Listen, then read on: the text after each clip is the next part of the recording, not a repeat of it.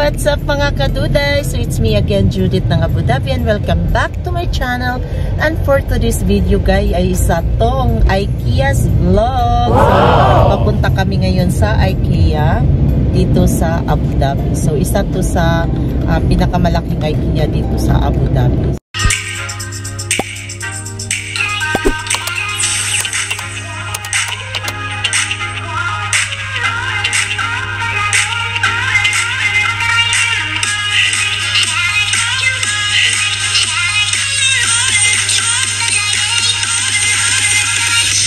Yung pinakamalaking IKEA sa Abu Dhabi ay located po siya sa Yas Island. So, medyo malayo-layo pa din po siya from Abu Dhabi City. So, mga 20 to 30 minutes po siya kung may sasakyan kayo. Pero kung public bus po yung sasakyan nyo, nasa mga 1 hour po ang biyahe talaga. So, medyo malayo po talaga.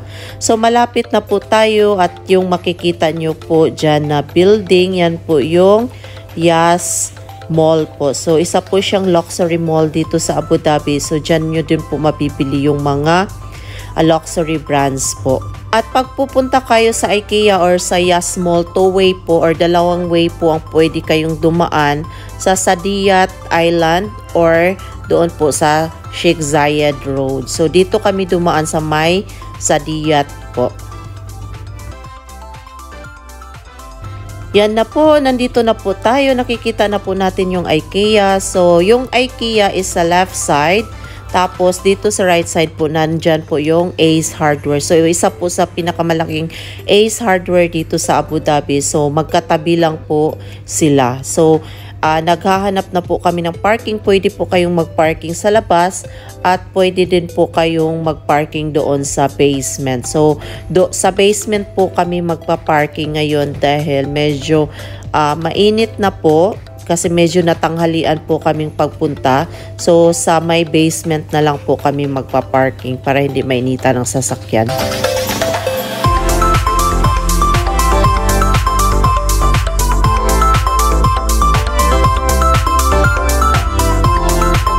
Already here, we park our car. Tita M, that's Teta M. And Erica.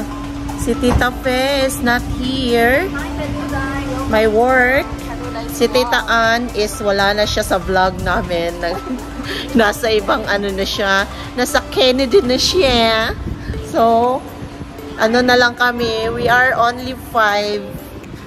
Nawala na si Tita Ann sa vlog namin, guys. Sa mga naghahanap kay Tita Ann, nasa Canada na siya. Parang sikat. Nandito na tayo sa loob. So, paakyat na tayo kasi nasa taas po yung showroom talaga ng IKEA.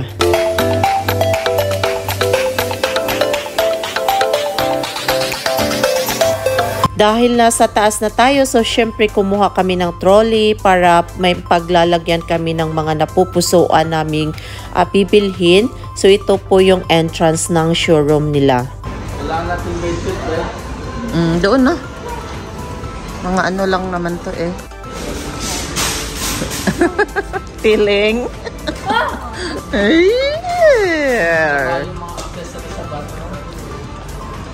Anong accessories yun? Welcome to your home. Pagpasok mo po sa may entrance ng showroom ng IKEA, so yung mabubungad mo po is yung mga home furnitures. Yan po. So, iba-iba po yung design, kulay, iba-iba din po yung price, quality. Nasaan yung laman ng trolley mo dyan, Daddy? Tubig lang. Okay. Wala pa kaming napili. Iba kasi yung bibilhin namin. Punta kami dito, mga bedsheet at saka comforter at saka so ito yung pinakamalaking IKEA. So dito halos naka-display yung mga ano nila. Di na kami mamili ng sofa kasi may sofa naman na kami. Naka-order na kami sa Pan Homes. Relaxing? Parang gusto kong bumili nito. Patungan ng flower vase. Pero medyo mahal pa siya, 295. 295 din. Mas mura pa to. Ano yun? Yes. Tapos ko na eh. Mahal pa din siya. Mahal pa pala to. Ito. 10 years warranty. Ito yung nakikita ko. Sila.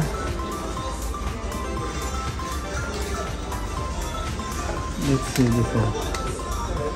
Yan daddy, tapos mag-ano ka, magmuni-muni doon sa bintana.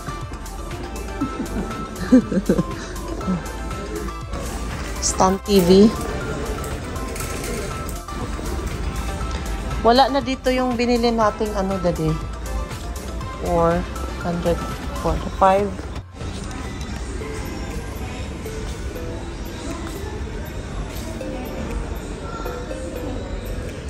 Yan, mga stand TV is here.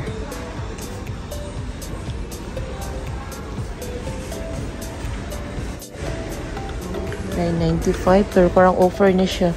Saving one, oh nga, 1,000 plus. 8214.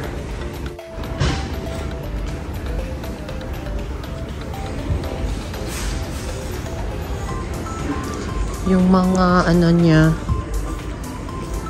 separate to ng mga gaya nito, separate yung mga price niya. So iba yung price nito, yung buo, tapos iba to ganito sa IKEA, iba-iba yan, iba-iba yung price. Parang gusto kong bumili nito. How much? 35 siya. Nice ba dati na flower base?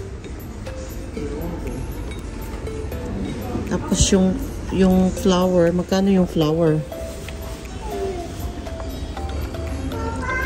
12 dirham, 12.95. May mga naka-offer but still expensive. Mga cabinet. Mahal pa din. 495 magiging 325. Mga display na cabinet.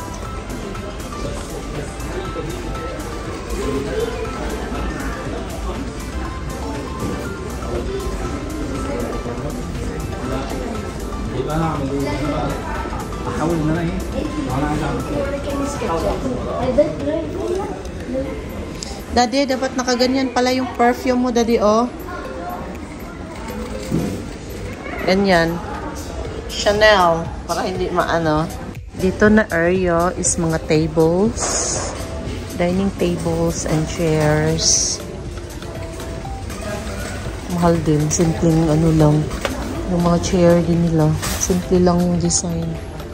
Pero mahal na siya. 200 plus. Nakamura. Tumura, 185. Pero simple lang. 75. 315. So, simple lang. Dining table.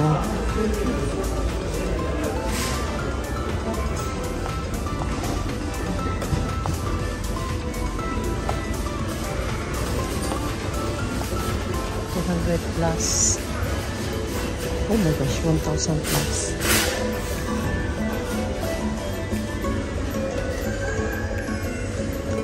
Yan, mga round table. Mahal pa din, 995.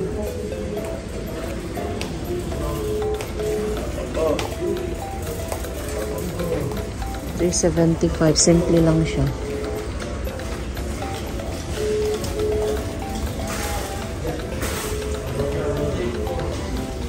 $695. Simple lang. Ito na area is for kitchen na mga gamit. Yan, mga cabinet. Ano ba to be? Mga ganito.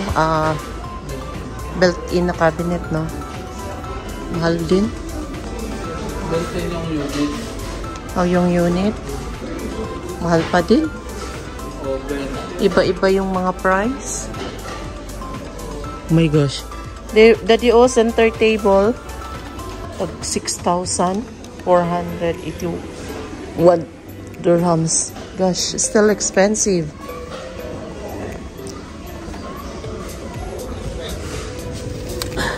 Ito, 125. 1,205 ito. Ito yung sa ito. Exhaust. Yan, may kanya-kanya silang mga price. Nasa ceiling, yan, price na yan is 99. Tapos yung ilaw na to is 149. So, iba-iba yung price. Yung tiles na.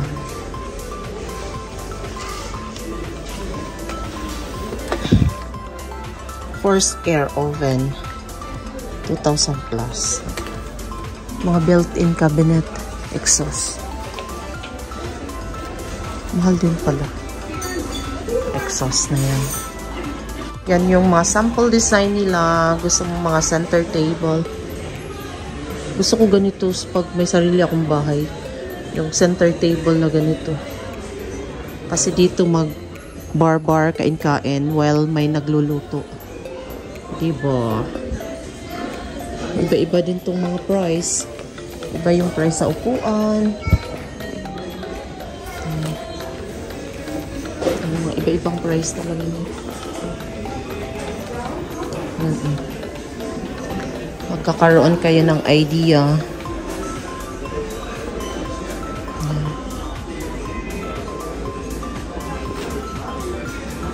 Sa mga bahay niyo, paano pagandahin? Create your dream kitchen for under 5,700. Yan yung ano.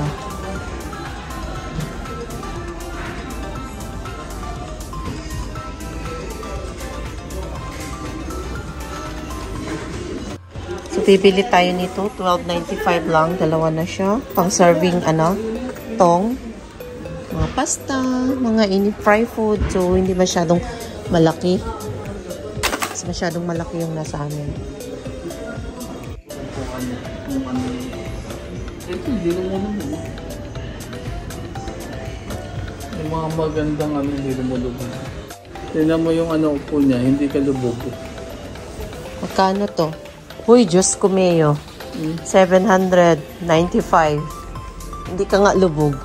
Ito, cabinet. Yun, magkakaroon kayo ng idea kung paano.